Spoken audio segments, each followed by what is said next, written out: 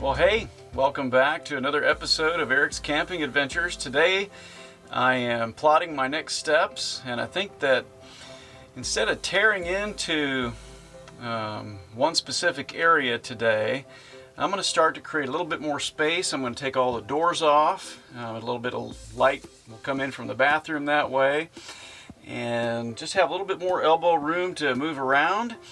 And some of these hinges, believe it or not, on the original construction were never actually drilled into the doors, so there may be only one or two screws on a hinge instead of all four.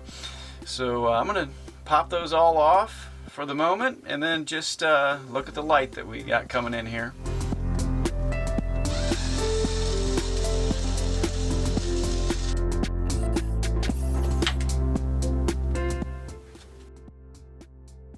I'll show you this little tool.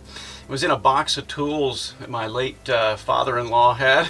My mother-in-law gave it to me, and it's a little battery-powered screwdriver that very gently handles the screws on this RV, so I don't have like a high-torque screwdriver ripping up my screws. So I'm going to be saving all of them. They all come out nice and easy and slow with this, and I'm kind of liking it. It's called a Tiger 6-volt drill.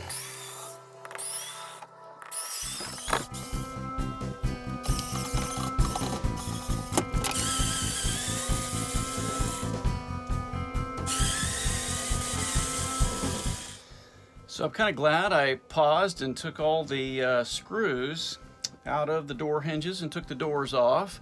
And I did that first because it gave me a little more time to think, and also discovered something else. So as you come up to these frames for the cabinets, you can see that in each of the doors there is a little screw that anchors down. That is true for the kitchen and the bathroom. At every single door.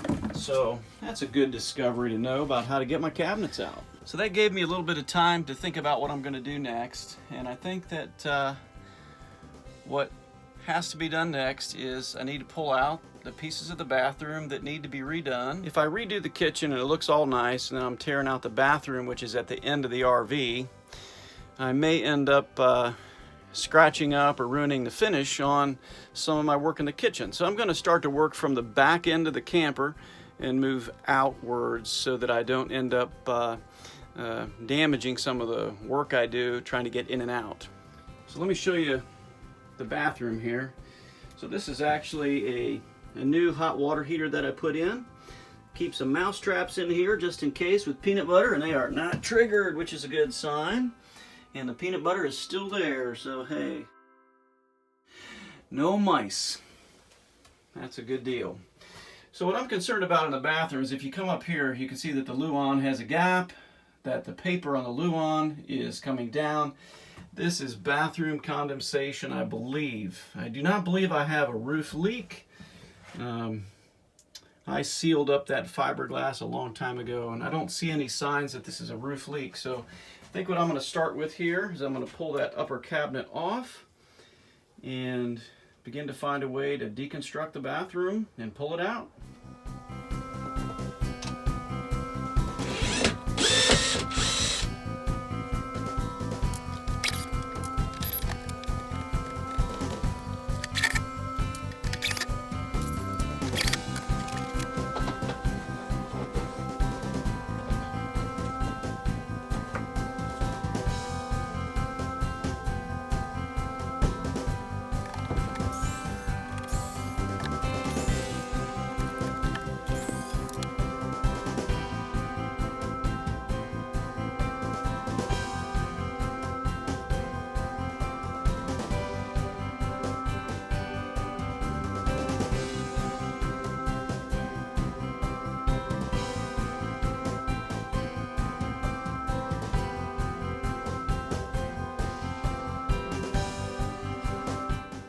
So I'm going through the tear down of the bathroom. I have the shade off, some trim off, doors off, and what I'm mostly concerned about in the bathroom is why does this Luan sag?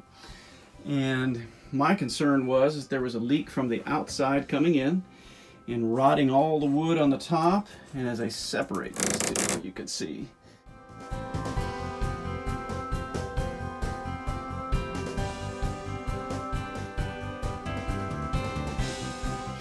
Now all I have to do is figure out how to get this luan out. I believe it's going to mean I have to take these two walls out on each side and cut a new piece of luan to put up there, or whatever I like to put up there to paint. I'm excited.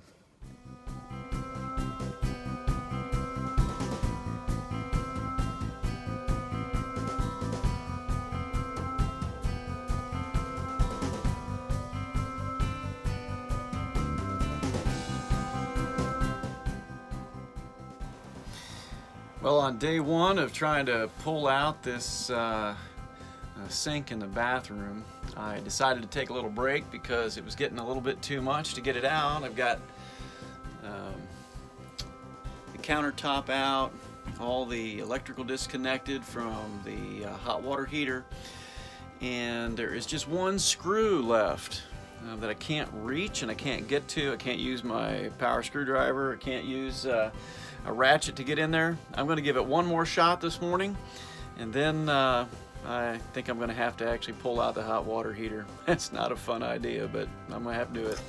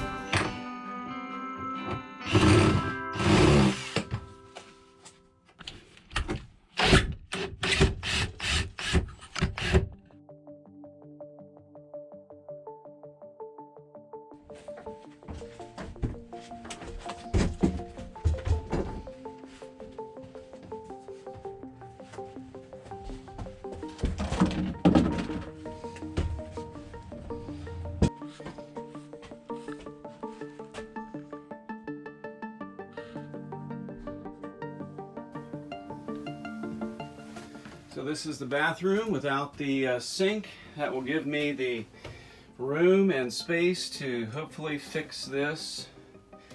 It looks as if it's pretty contained to those two boards right there. I assume that the reason there's a split in the middle is to try to get it on both sides, and then they're stapled into that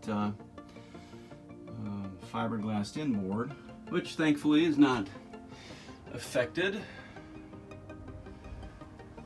It does look like there's some water all along this seam that has come in right along here.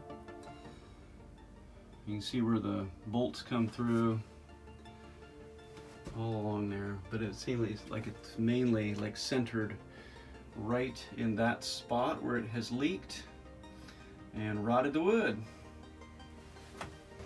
So I think it is time to button things up for today. That was a frustrating little adventure to get the cabinet out of there. And what I have to do now is I'm going to sit over the week until next weekend and just kind of problem solve how I am going to approach this rot in the ceiling. Now, those are some supportive boards that support the roof. My solar panels are on top of there. And I think what I'm going to do is I'm going to first get them out. I'm going to have to remove a solar panel.